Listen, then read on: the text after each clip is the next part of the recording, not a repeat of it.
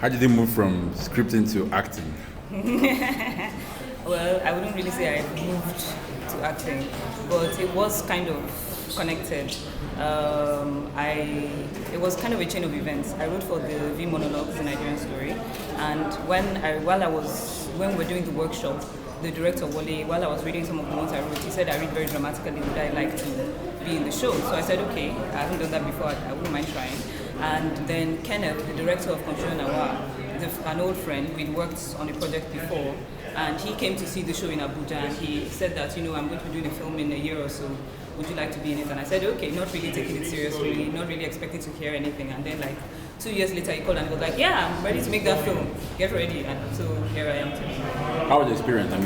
Making the film? Yeah. It was a bit of a whirlwind because, it's like maybe you're told and they're like, okay, we'll be in a few months. And it's a small part. I only have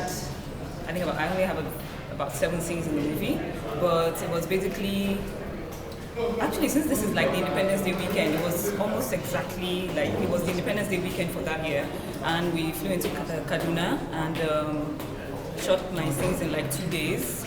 Then I came back, so it was kind of a whirlwind meeting with my co-actors.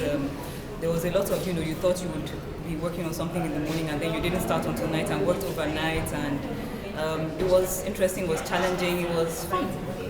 And was this strange for you, interpreting somebody else's script? Yes, in some ways, yes. It was good that I liked the script because I said yes because Kenneth is a friend, and then he sent the script and I really liked it. I thought it was hilarious. But at the same time, when I was like, okay, so this is character I'm playing, I'm like, is this what they think of me? And then it was, how am I going to say these things? Can I really say these things?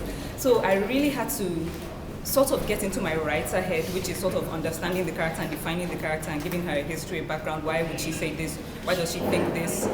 Until her actions started to make sense to me, and that kind of helped. Let's talk things out. Okay.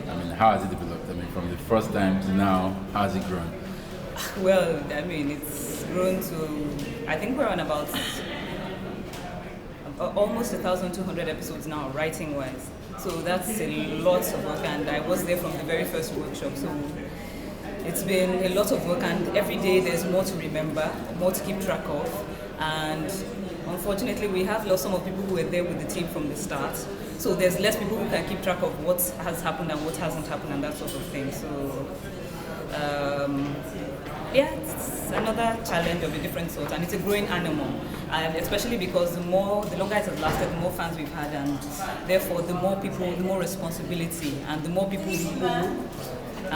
who are disappointed or angry if you don't live up to their expectations or don't do what they want you to do with their character and that sort of thing. Give us a secret. How do you keep track? Of everything. Characters, events, Well, I don't really incidents. have much of a life. That's pretty much it. And so when I get to go out, you see me, I do things like this. I put on a top hat. Thank you.